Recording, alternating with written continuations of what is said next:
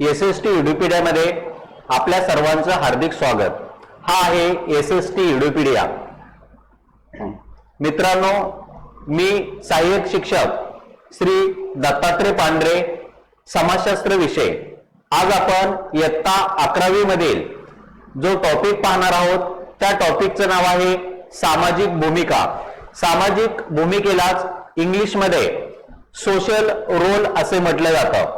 आता आपण त्या ठिकाणी ही सामाजिक भूमिका जी आहे ही संकल्पना पाहूया। आता दर्जाच्या कार्यात्मक पैलूला भूमिका म्हणतात। कोणताही दर्जा असेल तर त्या दर्जेचे काम त्या ठिकाणी कशा पद्धतीने केलं जातं त्यालाच त्या ठिकाणी भूमिका असं म्हटलं जातं। हा दर्जाच्या कर्तव्याशी संबंधित आचरणाचा किंवा वर्तणुकीचा पैलू आहे। समाजातील व्यक्तीच्या स्थानानुसार जेव्हा ती व्यक्ती वर्तणूक करते तेव्हा त्यास भूमिका असं म्हटलं जातं। दर्जा आणि भूमिका या एकाच नाण्याच्या दोन बाजू आहेत। थोडक्यात दर्जा आणि भूमिका या आपण एकमेकांपासून वेगळ्या करू शकत नाहीत। उदाहरणार्थ शिक्षण या क्षेत्राचा जर आपण विचार केला तर शिक्षक आणि विद्यार्थी या दोन गोष्टी आवश्यक आहेत। या दोन गोष्टी आपण वेगळ्या करू शकत नाहीत। फक्त विद्यार्थी असतील तर त्या ठिकाणी शिक्षक नसेल तरी आपल्याला अडचण निर्माण झालेली दिसून येते, किंवा शिक्षक आहेत विद्यार्थी नाहीत तेव्हाही त्या ठिकाणी आपल्याला अडचण जी आहे ती त्या ठिकाणी निर्माण झालेली दिसून येते। थोडक्यात शिक्षण क्षेत्रामधील विद्यार्थी आणि शिक्षक जसं त्या ठिकाणी आपण वेगळे काढू शकत नाही, त्याच पद्धतीने दर्जा आणि भूमिका या आपण एकमेकांपासून वेगळ्या करू शकत नाहीत। आता आपण त्या ठिकाणी भूमिकेविषयी जी व्याख्या आहेत त्या व्याख्यांविषयी माहिती पाहूया। या व्याख्या दोन समाजशास्त्रज्ञ जे आहेत त्यांनी आपल्याला सांगितलेल्या आहेत। त्यापैकी पहिले जे समाजशास्त्रज्ञ आहेत त्यांचं नाव आहे राल्फ लिंटन। आता राल्फ लिंटन या समाजशास्त्रज्ञाच्या मते भूमिका म्हणजे काय ते पहा। सामाजिक स्थानाचा गतिशील पैलू म्हणजे भूमिका होय। एखाद्या व्यक्तीचं समाजामध्ये जे स्थान आहे आणि त्या स्थानामध्ये ते स्थान एकाच ठिकाणी न राहता ते त्या ठिकाणी बदलत असेल तर त्याला भूमिका असं म्हटलं जातं। दुसरी व्याख्या आपल्याला एली चिनॉय हे जे समाजशास्त्रज्ञ आहेत त्यांनी आपल्याला त्या ठिकाणी सांगितलेलं आहे। आता त्यांच्या मते भूमिका म्हणजे काय ते पहा। व्यक्तीच्या सामाजिक स्थानानुसार जी वर्तन प्रणाली अपेक्षित असते त्याला भूमिका असं म्हटलं जातं। आपण समाजामध्ये वेगवेगळ्या व्यक्ती पाहतो, त्या व्यक्तींना समाजामध्ये वेगवेगळं स्थान आपल्याला दिलेलं दिसून येतं, पण त्या स्थानानुसार त्या व्यक्तीच्या वर्तनामध्ये बदल होणं त्या ठिकाणी अपेक्षित आहे। उदाहरणार्थ शिक्षक असेल तर शिक्षकाचं त्या पेशाला अपेक्षित असं वर्तन असणं अपेक्षित आहे। वकील असतील तर वकिलाच्या पेशाला अपेक्षित असं वर्तन अपेक्षित आहे।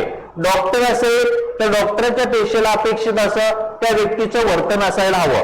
उदाहरणार्थ शिक्षक असतील तर शिक्षकाला त्या ठिकाणी व्यवस्थितपणे व्याख्यान देता आलं पाहिजे। विद्यार्थ्यांच्या समस्या ज्या आहेत त्या समस्यांचं निराकरण करता येणं अपेक्षित आहे। त्याचबरोबर प्रश्नपत्रिका काढणे असेल, उत्तरपत्रिका चेक करणे असेल, रिझल्ट तयार करणं असेल किंवा इतर त्या ठिकाणी प्रशासकीय कार्य असेल ते व्यवस्थितपणे पार पडता येणं अपेक्षित आहे। पालक असतील, विद्यार्थी असतील, त्यांचे जे समस्या आहेत त्या समस्या व्यवस्थितपणे सोडवता येणं अपेक्षित आहे। आता आपण या भूमिकेच्या संबंधित असणाऱ्या जे संकल्पना आहेत त्या संकल्पनाविषयी माहिती पाहूया। संकल्पनेलाच इंग्लिश मध्ये कन्सेप्ट असे म्हणतात। आता आपण यामधील पहिला मुद्दा जो आहे त्याच्याविषयी माहिती पाहूया। मुद्द्याचं नाव आहे भूमिका वटवणे। एखाद्या ठराविक परिस्थितीमध्ये व्यक्तीची भूमिका बजावते त्यास भूमिका वटवणे असे म्हणतात। वेगवेगळ्या व्यक्ती त्या व्यक्तीच्या दर्जानुसार आपापली भूमिका जी आहेत ते आपल्याला त्या ठिकाणी वटवताना दिसून येतात। उदाहरणार्थ शिक्षक असतील तर शिक्षकाची भूमिका वठवताना दिसून येतात, किंवा न्यायाधीश असेल तर न्यायाधीशाची भूमिका त्या ठिकाणी उठवताना दिसून येतात, किंवा त्या ठिकाणी राजकारणाशी संबंधित काही व्यक्ती असतील तर त्यांची भूमिका ते आपल्याला वठवताना दिसून येतात। राज्य असेल तर त्या ठिकाणी राज्यपाल असतील, मुख्यमंत्री असतील, वेगवेगळ्या प्रकारचे मंत्री असतील, ते आपापल्या पद्धतीने आपापली भूमिका जी आहे ती व्यवस्थितपणे वठवताना दिसून येतात आणि त्याचाच परिणाम म्हणून आपल्याला आपल्या राज्याचा कारभार जो आहे तो उत्तम रीतीने त्या ठिकाणी चालताना दिसून येतो। आता आपण दुसरा जो मुद्दा आहे त्याच्याविषयी आपण पाहूया। दुसरा जो मुद्दा आहे किंवा दुसरी संकल्पना आहे त्याचं नाव आहे भूमिका संच। विविध भूमिकांचा समुच्चय म्हणजे भूमिका संच होय।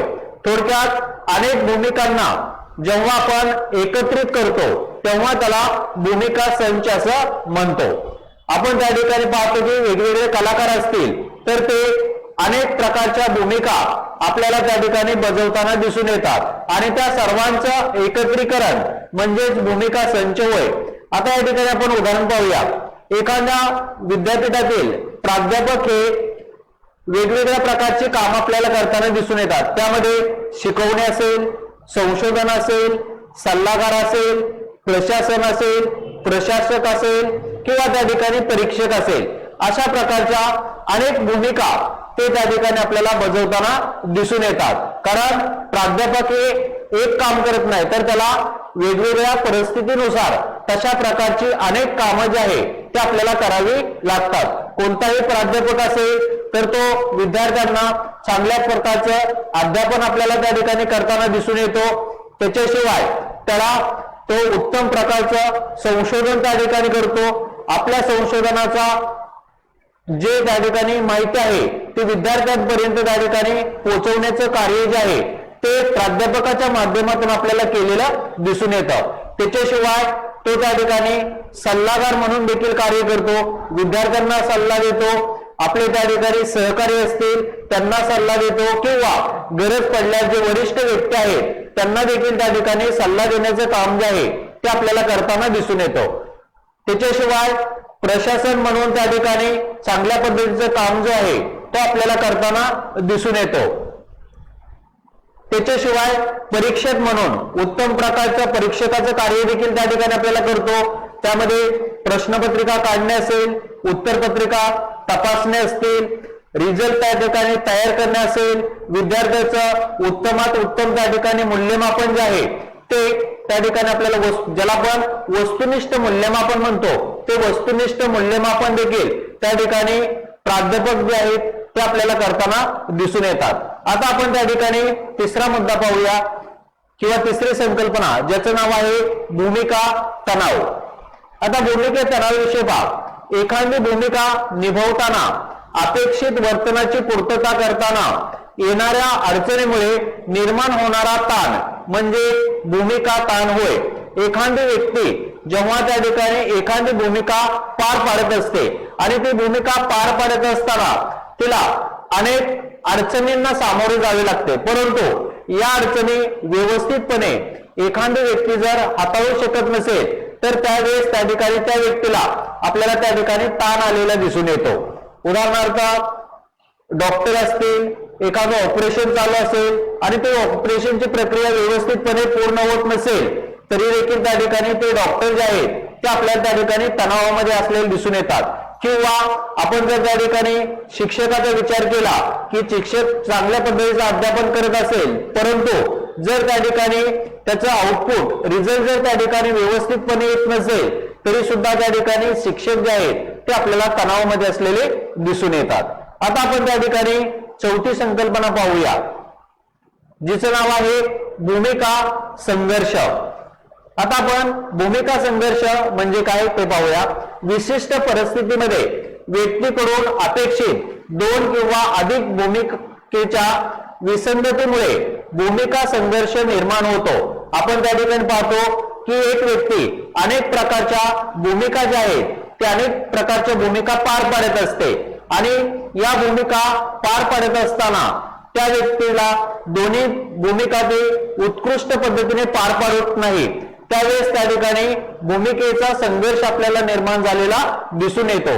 उदाहरणार्थ आपण त्या ठिकाणी पाहतो की भारतामध्ये साक्षरतेचं प्रमाण आपल्याला सतत स्वातंत्र्योत्तर काळामध्ये वाढताना दिसून येत आहे आणि त्याचा परिणाम म्हणून पुरुषांबरोबर स्त्रिया देखील त्या ठिकाणी आपल्याला नोकरी करताना दिसून येतात. स्त्रिया जेव्हा नोकरी करतात तेव्हा स्त्रियांना दोन प्रकारचं काम आपल्याला केलेलं दिसून येतं. त्यामध्ये नोकरी ठिकाणचं जे काम आहे आणि घरचं काम. कारण स्त्रियांना घरामध्ये देखील अनेक प्रकारची कामं असतात. स्वयंपाक करणं असेल किंवा त्या ठिकाणी मुलांची शाळेला पाठवण्याची तयारी असेल, अशा पद्धतीचं काम जे आहे ते त्या ठिकाणी करावं लागतं.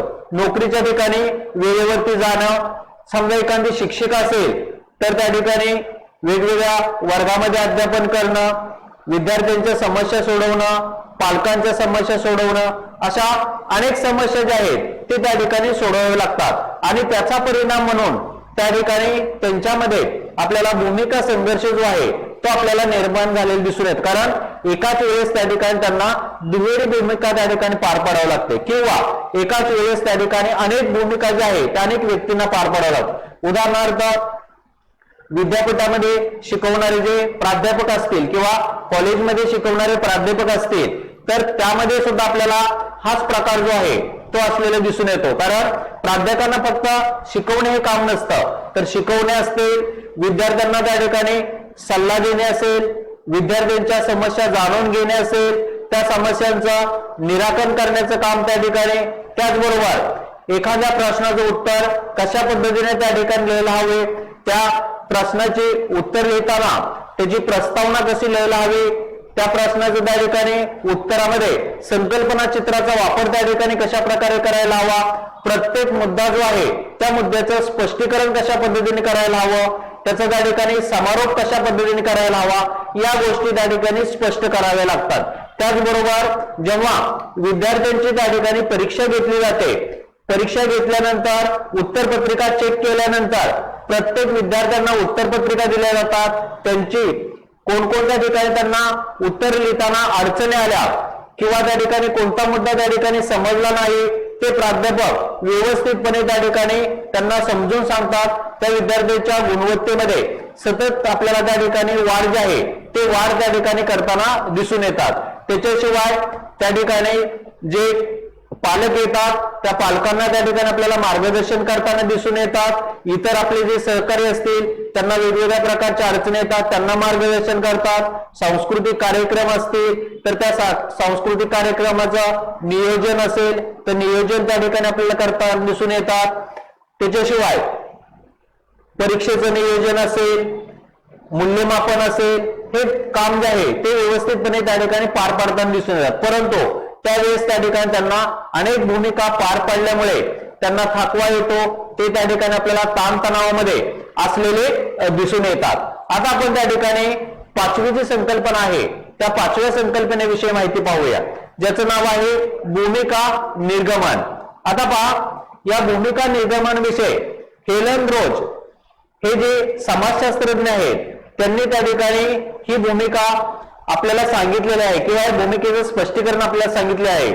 त्यांच्यामध्ये व्यक्तीच्या अस्मितेसाठी महत्वाची असणारी भूमिका जेव्हा व्यक्तीला सोडावी लागते किंवा त्या भूमिकेतून बाहेर पडून एक नवीन भूमिका किंवा ओळख आत्मसात करावी लागते, तेव्हा या प्रक्रियेला भूमिका निर्गमन असे म्हणतात.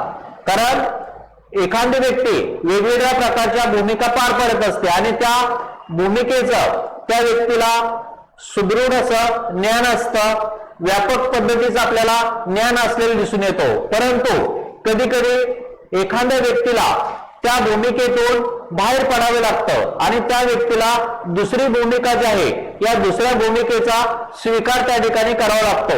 अशा वेळेस त्या ठिकाणी त्याला भूमिका निर्गमन म्हणतात. परंतु त्या व्यक्तीला अनेक प्रकारच्या अडचणी ज्या आहेत ते त्या ठिकाणी आपल्याला आलेल्या दिसून येतात. एक साधा कार्यकर्ता असेल, जर त्या ठिकाणी तो आमदार झाला, खासदार झाला, कारण कार्यकर्त्याची भूमिका वेगळी असते आणि जेव्हा त्या ठिकाणी आपण उच्च पदावरती जातो त्यावेळेस त्या ठिकाणी त्याला वेगळ्या प्रकारची भूमिका जी आहे ते आपल्याला वटवताना दिसून येतं. किंवा एखाद्या कॉलेजचं जर आपण त्या ठिकाणी उदाहरण घेतलं तर जो प्राध्यापक शिकवतो तो शिकवणारा प्राध्यापक त्याचं जे काम आहे तो त्या ठिकाणी व्यवस्थितपणे पार पाडत असतो. परंतु काही काळानंतर त्या प्राध्यापकाचं जर त्या ठिकाणी प्रमोशन झालं तर त्या प्राध्यापकाला उदाहरणार्थ तो प्राध्यापक प्राचार्य झाला, उपप्राचार्य झाला तर त्याला पहिली जी प्राध्यापकाची भूमिका होती त्यामध्ये बदल त्या ठिकाणी करावं लागतं आणि उत्तम प्रकारचं प्रशासक म्हणून त्या ठिकाणी त्या व्यक्तीला जे आहे ते आपल्याला काम जे आहे ते काम करावं लागतं. कारण प्राध्यापक आणि प्रशासक यामध्ये सुद्धा आपल्याला फार मोठा फरक जो आहे तो फरक असलेला दिसून येतो.